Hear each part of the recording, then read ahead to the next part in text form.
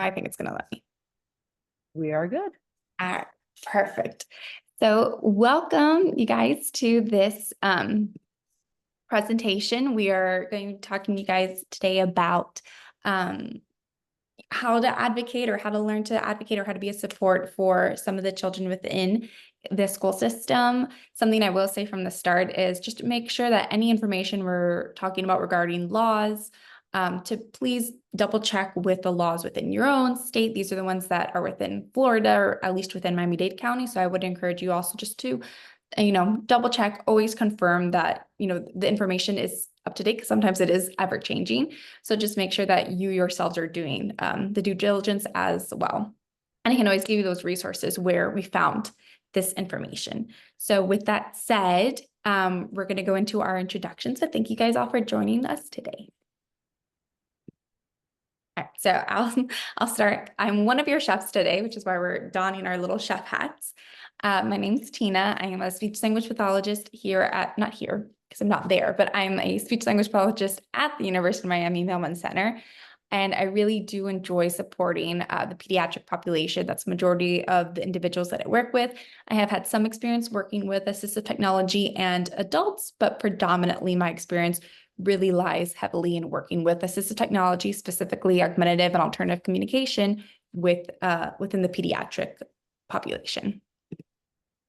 Hi, everyone. I'm Krista. I'm also a speech language pathologist. I have a private practice out in Broward County, out in Coral Springs.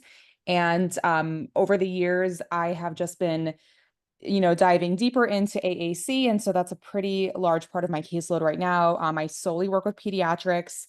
I do have a couple of young adult clients right now as well, but it's really become a very big area of passion for me. So I'm really excited to be here. So some of the topics that we're going to be going over today are really trying to figure out what a child's rights are within a public county school in regards to assistive technology use. So what might that look like? How can we really add in that assistive technology within what parts of their rights there are? We also want to talk about ways you can support a child's teacher so that they're encouraged to use assistive technology within the classroom, as well as talk about different types of descriptive talking within a classroom setting when that topic vocabulary might just not be readily available. So these are the ingredients that we're going to be cooking with today. Now, with all that said, we're able to put on this presentation by the use of FAST. So FAST stands for the Florida Alliance for Assistive Services and Technology. Every state and every territory within the United States has their own state AT program through the AT Act of 2004. Florida, so the FAST program, Florida's AT program has 12 regional demonstration centers, or RDCs, that are scattered throughout the entire state of Florida. 2 of those RDCs are housed at the University of Miami Millman Center. So we support Broward County and Miami-Dade County and Monroe County. So those 2 RDCs are called Broward Regional Demonstration Center, which supports Broward County. And then we also have our South Regional Demonstration Center that supports Monroe and Miami-Dade County. Now, with that said, you can come from any county, you can come from any state. It doesn't matter. I will guide you and I'll support you. But those are our intentional counties that we're trying to focus and work with. But again, I can help you regardless of the county, regardless of the state. I can always guide you to where you need to be. If you are not from Florida, or maybe you're watching this and you're not planning on staying in Florida, or you're planning on moving, because I understand that Florida is really expensive, you can go to at3center.net and you can find your state's AT program.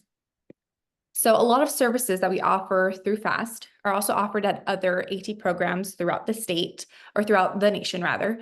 But these are the ones that we support, or we provide. Just to give you a heads up, there are no prescriptions required, no referrals required, no prerequisites. There isn't an age limit. The moment that you are born to the moment that you pass, you are eligible to use assistive technology and eligible to benefit from these services as well. Now, these 4 services I'm going to be talking about right now are completely free. They're at no cost. You don't have to pay for them. Again, no referral, no prescription, nothing. These are just 4 free services at no cost that you can benefit from. So we have information and assistance about assistive technology, where you might be calling, asking what AT is, what AT supports, are, what that looks like. Sometimes I'll get phone calls saying, hey, my speech therapist told me to call. I don't really know why. Can you go over what FAST is? We also have an AT device demonstrations where you might be calling about a specific program saying, hey, I don't know how to work this program. Hey, I'm having a hard time using this program in therapy. Can you show me how? Can you show me how to edit a page? Can you show me how to program a specific feature on this device? And I will do my best to either guide you through it, walk you through it, or find you the resources to get you that demonstration. We also do assistive technology training. So as long as there's an AT component to it, I can come and do a presentation for you all regarding the assistive technology. It really doesn't matter what it's about, again, so long as there's an AT component. And there's so many ways to incorporate and include assistive technology. There's such a range, it's such a large spectrum of resources and good knowledge out there. So if anyone needs any assistance just learning about more AT or has a very specific training that they would like to learn about in regards to assistive technology, please let me know, and I'm more than happy to help and support you. And then finally, the one that I'd probably encourage everyone to really consider and really look into is our 30-day loan program. So through FAST, you're able to loan out any of our devices that we have on hand for 30 days. You have it for those 30 days really to learn about that system because these systems are so expensive. So you're kind of trying it out like you would when you're getting a book from the library. If you really like it, it's just a temporary loan. It is with the intention that you send it back to us. But after that, you have that knowledge of, yes, this worked, no, it didn't work. And then you kind of go from there, figuring out what those next steps might be. Now, with that said, there are two services that we do offer, but they typically have a cost attached to them. Those costs can vary, but we have one called AT Classifieds, where devices are that are gently used or no longer beneficial to the previous user are up for sale. Again, they're typically gently used or no longer beneficial, but you can find these devices typically at a discounted rate, similar to Facebook Marketplace. And then we also have our financial loan program, where you can take out a loan similar to a bank loan, and it is with the intention that you pay back that loan at an agreed upon interest rate. But if someone doesn't qualify for a bank loan, or maybe the bank loan doesn't cover enough for them, they can potentially go through this financial loan program that we have. So again, these are those FAST services that we offer. FAST is Florida's state AT program. We offer a variety of free resources. This is how we're able to offer this free training today for you all. And really, it's just a great resource to be aware of. Now, with that said, we're going to kind of go into our first topic of the day, which is really discussing a child's right within a public county school. There's a lot of these terms a lot of people might hear, you might be familiar with. You have the IDEA Act, you have the 504 plan, you have an individualized education plan, an IEP, an individualized family service plan, so IFSP. You have all these acronyms. So I'm going to go into a little bit more detail about each of them and ways that we can kind of incorporate and use AT with them. So through the IDEA Act, it's a law that provides a free and appropriate public education to children with disabilities throughout the nation. So children are eligible for it the moment they're born to the age of 2 through the IDEA Part C, and then anyone up until the age of 21, so from 3 to 21, are eligible to receive special education and related services through IDEA Part B. Really, what that's all is to say is that essentially there are supports within the nation to provide academic success to a child. And it's, again, through those county school programs, these are free, appropriate public education. You might hear it, FAPE. I never think I pronounce it correctly, but you'll see the acronym FAPE. But it's really to get that free support, that free success, that free resource out to the community. So that's kind of where everything branches off from. So the first one that you might see is the IFSP. So an IFSP, it's a legal document, and I would like to stress it's a document that's created by a team of healthcare professionals, again, ages birth to 3. And this document outlines the support a child with a developmental disability needs so they can have success within their activities of daily living. So ideally, you can incorporate and you can request for those supports such as AT to be included in this IFSP and be included in as a parent and saying like, hey, I would really like to have this, this information included. I really like to have, this support included for my child. I really want to make this consideration for my child. And in Florida, you have the IFSP through Early Steps. So Early Steps will conduct this plan, they'll implement this plan. And we, thankfully, through FAST, we've actually worked closely with Early Steps, and we've had families come to us, and that way we're able to kind of even get them started on AT at a young age. A lot of times people are like, oh, but like under 3, that's kind of young. Are they really eligible at this point? They are. The moment that anyone is breathing, they're eligible for any type of assistive technology. So it is something to take into consideration. It is something to be aware of. Now, with that said, I feel like comes the more well-known one. I think the one that, maybe sometimes feels a little bit more stressful because the layers of it, but you have the IEP, so that Individualized Education Plan. So again, it is a legal document that guarantees that they're going to provide appropriate supports and services for a child.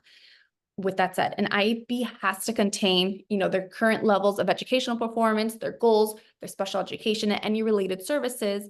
And within that, it's supposed to entail that the school is going to provide this free and, again, appropriate public education in a least restrictive environment. Again, a lot more acronyms, FAPE, LRE, but the intent is I'm going to provide you with an education in the least restrictive environment, meaning it's not going to be, we're going to try to give you as many supports as we can, but want you to be as independent as you can. So it's not restrictive.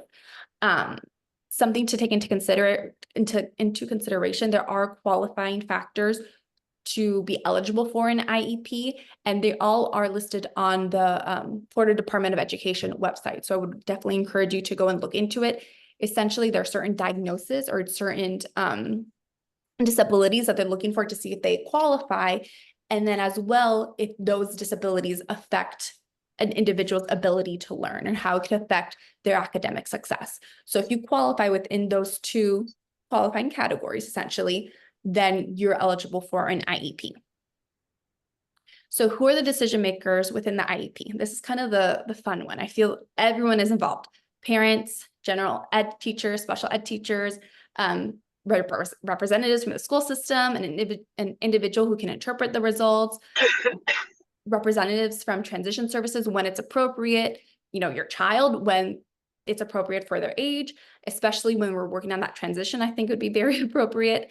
And then anyone a parent would like to be there. So I personally don't work in the school system, but I have had the opportunity to sit in with some of my ongoing outpatient therapy patients, and I've been able to be present for them during the IEP just to add my 2 cents. So really anyone the parent wants, they're able to be there.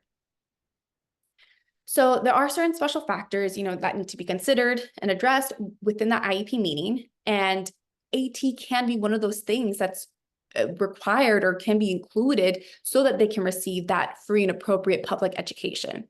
Now, with that said, usually during that meeting, when you have that IEP meeting, the parent's going to sit down and sign a document that they were there. It doesn't necessarily mean that the parent is in agreement with the IEP. You don't have to be in agreement with the IEP. That's going to be a separate document, but it's just signing that you were there. If you're not in agreement with the IEP, there are rights that you as a parent have. So not a lot of times, I don't think that's fair to say, that there are situations where assistive technology isn't considered, so it's not in the IEP, and a parent might not be in agreement with that, and I fully understand. These are those moments where you want to advocate and say, hey, my child uses an AAC system, I want to make sure it's being utilized in school. Hey, I feel like my child could be eligible for an AAC system. I would love the school to conduct an evaluation. Can we get this into the IEP? And again, if it's not in their IEP and you're not in agreement with the goals that they have in place, you as a parent have a right to go and say, hey, I was here for the IEP, but I don't agree with it. And then with that, the school team can go over those concerns, bring in those potential specialists. And if a parent still feels like, hey, like my concerns are not being addressed, you can seek mediation, you can file a state complaint with the Florida Department of Education, or even ask for a due process hearing. Now, if you want to have a meeting for an IEP, you have to put in typically a written request. So you do have to either send it, I believe, to your school or to the school's district, but it has to be a written request so you can go over that so you can have another IEP meeting is what I meant to say. Something I will add to that is if you would like for your child to receive an AAC system through the school, or if they are undergoing an AAC system, or they have an AAC system at the school, I always like to remind parents that, at least to my understanding, and that's why I would say do your due diligence. That system, while it belongs to the school, so long as that child is enrolled within the Miami-Dade County Public School System, or whatever county public school system, that device is theirs. That device should go home with them. The device should be with them on weekends, on winter breaks, during the summers, so long as they are enrolled. So keep that in mind, that that's, part of the law. It's written in, at least in Florida law, that those devices belong, again, to the child, so long as they're enrolled within the school system. And again, that IEP is reviewed once a year, but if a parent feels, kind of we're saying that the IEP is not meeting the child's needs, or maybe they've met their goals in the IEP and they want to schedule and they want to revise it, a parent can request for an IEP meeting by writing a request or sending it to the school and or the district administrator. So this is just more of a way for you all to know your rights, for you all to understand, hey, this is this is what I'm observing. This is, some data that I've collected, and these are just observations that I made about my child. Yes, we're meeting our goals. No, we're not meeting our goals. I would like to have another meeting past our annual review of the child's IEP. So following that, there's a 504 plan. So a 504 plan is similar in a sense to an IEP, but it's not as formal. Formal written plan is not required. Documentation and documentation of the evaluation and the accommodations are required, but a formal written plan isn't required. And technically, there isn't a specific time requirement for a 504 plan, but ideally, it would be reviewed on a yearly basis. And again, these plans can be updated at any moment and reflect the changes and recommendations from the team. With that said, you can have an IEP and a 504 plan at the same time. Typically, that 504 plan really gets absorbed into that IEP. So again, these are all these acronyms, these are all these terms, all these things that can be utilized. And I just want you all to know, as parents or as providers or individuals, there are ways to include assistive technology. It is within law. We just really need to make sure that we're providing the supports and we're following through the best way that we can. So something that we can do to really support and encourage, a lot of times it's overwhelming to go through this process. It's overwhelming to learn about these new systems. You could be a teacher that has, I don't know how many students in your classroom, and maybe so many students have different systems that they're using.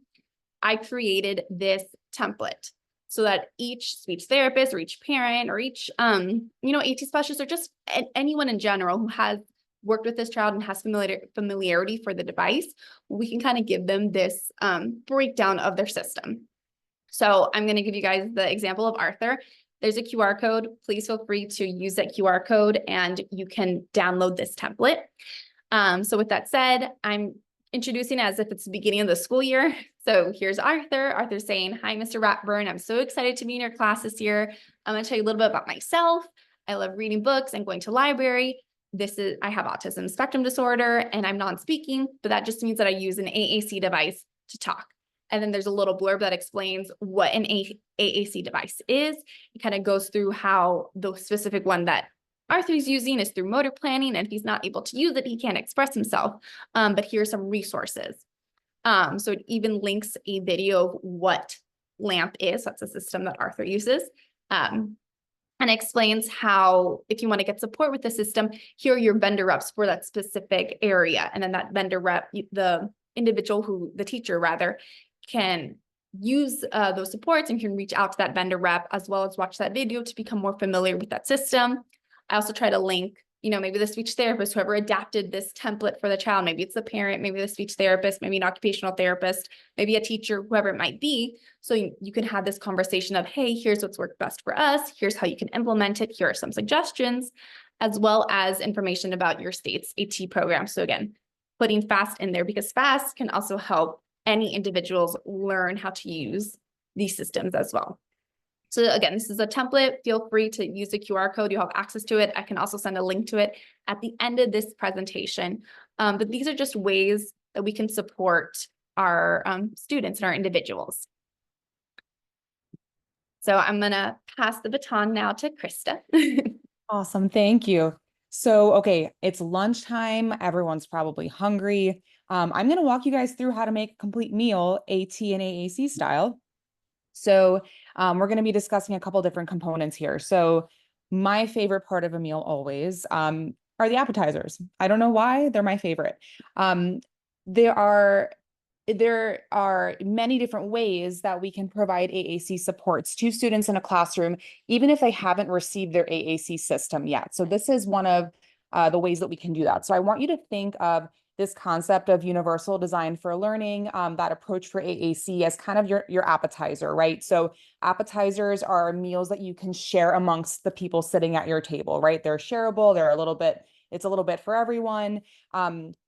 So this really gives us the ability to begin teaching students how to use AAC for communication before they get their own system. So it's a good way to provide appropriate AAC. And I say appropriate because it may not be the most ideal choice for a given student, but in a situation like this where a student could be waiting for their device or waiting for their AT evaluation to be conducted, it's certainly better to have something versus nothing. It's also really helpful to note that many, if not most, of our evidence-based AAC implementation strategies can be used across all AAC systems. So when I say that, it doesn't really matter what particular system a student might be using. You can still use the similar or the same AAC implementation strategies with those devices. So we know that getting an AAC system established for a student takes time. And it just is one of those situations where it kind of is what it is. But we can implement UDL until we can get a more long-term AAC solution established for this particular kid. So how do we go about preparing this? Go ahead and click me onto the next one, Tina. Thank you. So some preparations. So some things that we're going to need. We're going to need a few different things here. So for the ingredients, we are going to need some really good superstar support. So that could just be, the classroom teacher, maybe an aide in the classroom, the SLP, anybody who's working alongside the kids in the classroom would be part of that support. So we also need really strong core vocabulary. If you are not familiar with core vocab, those are the words that are used at the highest frequency. It's about 80% of the words that we use on a daily basis. That would include your verbs, your pronouns, your adjectives, things like that. So those words kind of give us the most bang for our buck. They're highly versatile. So it's really important that our AAC users get a lot of exposure to that core vocabulary. And I'll explain why that's even more important later as we get into descriptive teaching and descriptive talking. So what does this look like in a classroom? The teacher can prepare a communication board that satisfies the needs of most of the kids in the classroom. They could also project a board up on their smart board if they have one, or have massive posters in their room. I've seen situations where classroom teachers get core boards printed onto carpets, like onto little rugs, and they have those. So when they're sitting for circle time, they have all the vocab available to them. And then we can also add in modified instructional materials. So whatever worksheets or paper-based things that the teacher is teaching with, we can add in the symbols that match up the classroom's AAC system. So it could look like the teacher providing aided language input using any of the materials that I just explained. It could also look like those core boards that we see at playgrounds. Those are popping up here and there now, which I'm really excited about. And those are really good ways to introduce AAC to a larger classroom group. You can go ahead and click, Christina, thank you. So here are some examples. You'll see the one at the playground. So that's a beautiful core board. Again, because we're talking about universal design, right? We're not expecting there to be 15 different core boards at the playground, one for TD Snap, one for Touch Chat, one for Proloquo. We're having kind of like a one, we're sticking to one and kind of using that. So you'll see an example here in the classroom too, where a teacher has it projected up on their screen and they use that to model language in the classroom. Actually, when we send these out, I'll probably tag these little websites on there for you, because they give you some additional links to downloadable, like free downloadable ones. I know that Saltillo, that company, has free downloadable core word posters. They have it in a variety of sizes. You can actually print out core word books. And just know that those resources are out there and generally they are free. All right, plated and ready to serve. So, oh wait, let's see. Your AAC user, oh wait, we skip one? Hold on. Thank you. So your AAC user is going to get more exposure to these high frequency core vocabulary words like I was talking about when we start using the strategies that we're getting into. So I want you, as we're going through this, just to consider how we can use these additional strategies with UDL for a successful immersive classroom.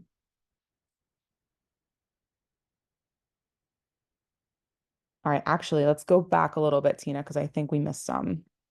Can you go back to the one that says a delicious side? There we go. Thank you. So we just talked about our appetizer. So now I want you to think of the actual AAC system as kind of being the main meal.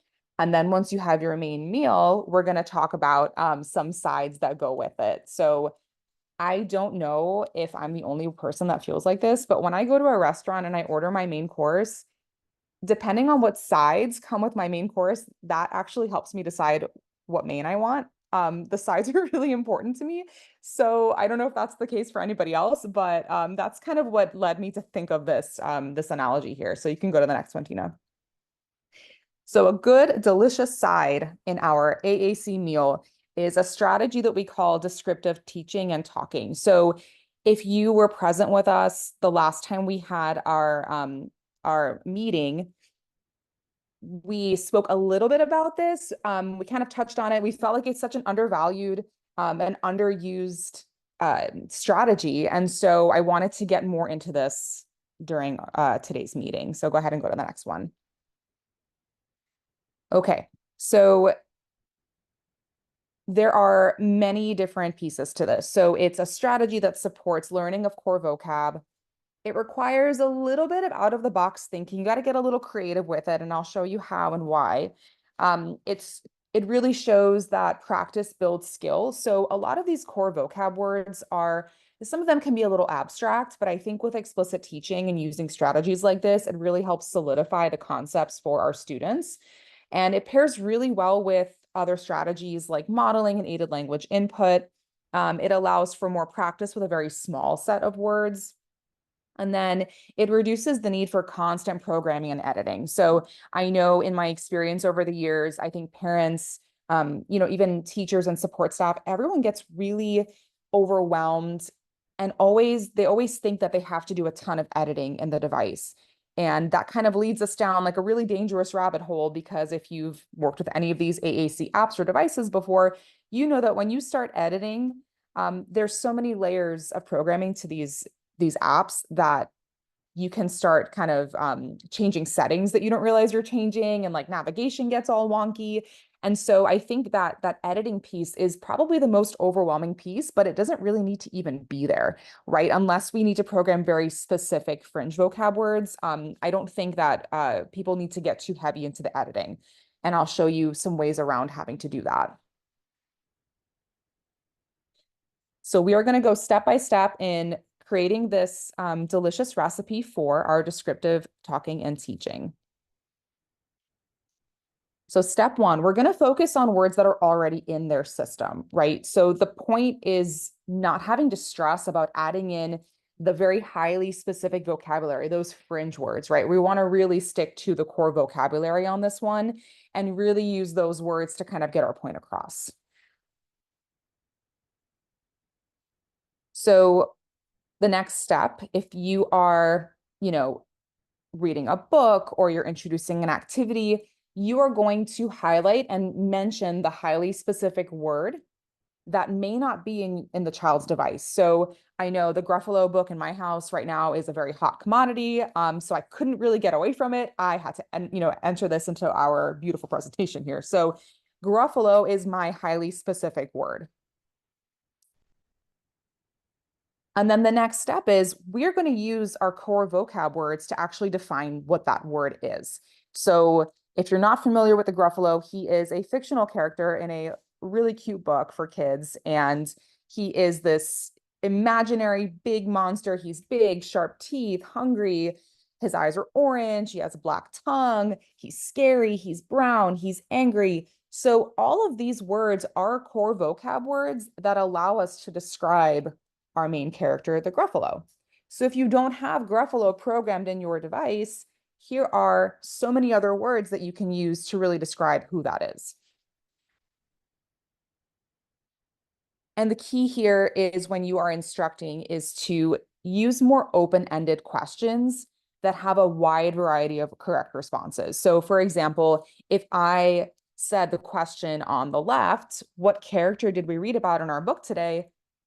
Really, the only possible answer is the Gruffalo, which they're probably not going to have in their device unless you put it in there. So rather, I would ask a more open-ended question like the one on the right that says, what do you know about the Gruffalo? Well, our possible answers are that he's big, he has sharp teeth, he's hungry, he wants to eat the mouse, his eyes are orange, right? So all of these different words, like look how many options, right, that we have as possible answers here. And here's the cool thing. The cool thing is that our students have so many different opportunities to also be correct, right? It gives them opportunities to use a variety of vocab. It gives them more opportunities to be successful. And I love this strategy. I think like I said earlier, it's something that's not thought about a lot and it's very underused and undervalued. And I think it's one of the best ones we can put in our toolbox. So in step 5, we're going to just continue to use aided language input and modeling as we're kind of moving through these things. So that also helps give our students more exposure to these core vocabulary words. And more exposure means more learning opportunities, more growth, more independence, more use, more communication.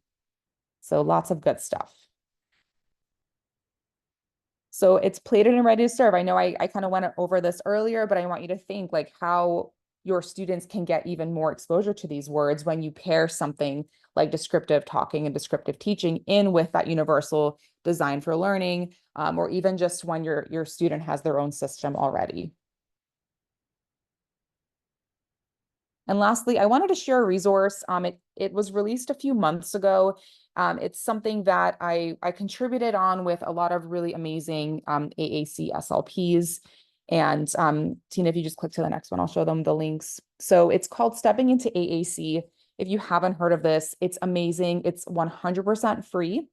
There's 2 ways for you to access this resource. One is through Practical AAC's website, or you can also access it through Angelman Syndrome Foundation. So it was conducted for Angelman Syndrome Foundation, but a lot of or most of what's in there can apply to many different AAC users. It's not just exclusive to Angelman syndrome. But what's really nice about this particular resource is that it's 20 weeks of information for parents, for teachers. And then when you get towards the end, it will show parents how to advocate for AAC in the schools and how they can advocate for AAC amongst their team members, whether that's, working with OT, ABA, PT, other SLPs, whatever the case is. It just gives a lot of really good information and it helps parents feel supported and empowered in connecting with the people on their child's team. And then there are many different weeks where it actually goes through those strategies. So descriptive talking and teaching is in there as well, amongst many, many others. I think it's just an incredible resource. It's a ton of information, and you can kind of go through it at your own pace. So I just wanted to share that and make sure everybody had access to that. Awesome. Does anybody have any questions? Yeah, I was like, we have some time now for questions. If you want any of us, or if you want us to go over any information, please let us know. I'm also more than happy to go back to that little template that we had in case not everyone was able to grasp it.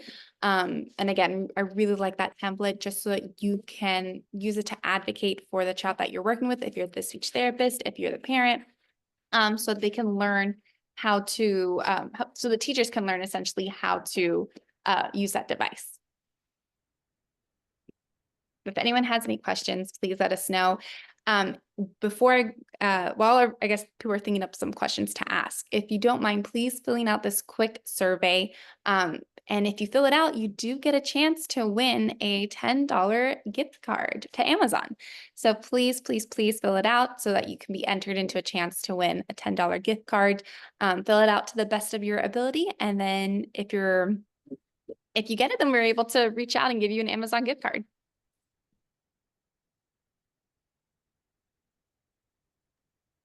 Hi, everybody. This is Christina. I'm just chiming in to say how important it is to use that descriptive talking during your sessions. And that's really important so that the student learns new words, when we are introducing new vocabulary concepts, to even just talk around the word and describe that word, that student is getting more exposure to words just by doing that one thing. Totally. I love that. And it's funny when I was putting this presentation together, I was really thinking, if you guys remember the game Taboo, it's kind of like playing a game of taboo, right? You're trying to find ways to say the word without having to say the word.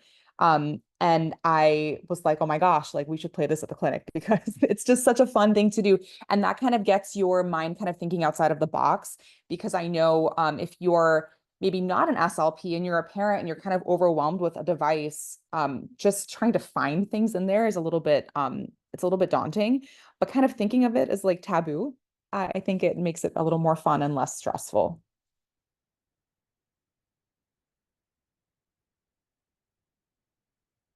100% agree. I'm trying to get the link into the that formal link, sorry, into the chat. Oh, you know what? I might be able to do it. I was like, if someone's able to, I'm sharing the screen right now, so I can't. No, you're good. I think I can do it. Perfect. No, you're good. Don't worry. And yeah, once it's in the chat, and then I'll also show you all the template again, and I'll definitely make sure to send it out if you registered for today's presentation. I have your email. So you're going to get a copy of this template, but you're also going to get a recording of this presentation as well. And then here's that QR code for this little template that we created. Oh, you know what, Tina? It's not giving me a link. It's just taking me right to the document. I wonder if maybe we can send it out in an email. Oh, for the survey? No, for the student template. Oh, wait. Which one are we talking about? Hold Sorry, on. would you do it for the survey? I'll go Oh, forward. JK. Sorry. Okay. That was my bad. I changed it too quickly. No, you're good. All right, let me see.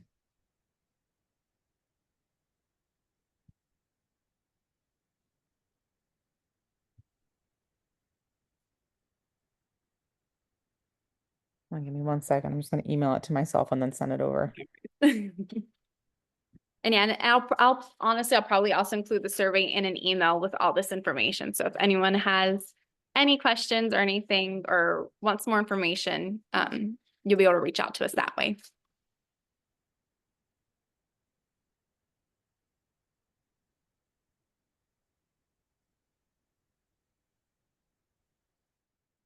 Sorry, I'm trying to be quick about it. You're good. No worries. But yeah, if no one has, Oh, I got it. Perfect. Sorry.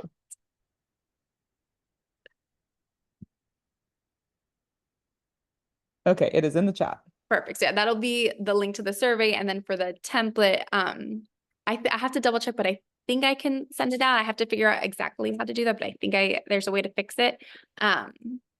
But so yeah, this is the QR code for our template. Just our little AAC kind of meet and greet. And if not, thank you guys all for joining us during this lunch and learn. If you guys don't have any other questions, we'll stay on. But if you guys need us for anything, please let us know. But thank you again. Thanks, guys.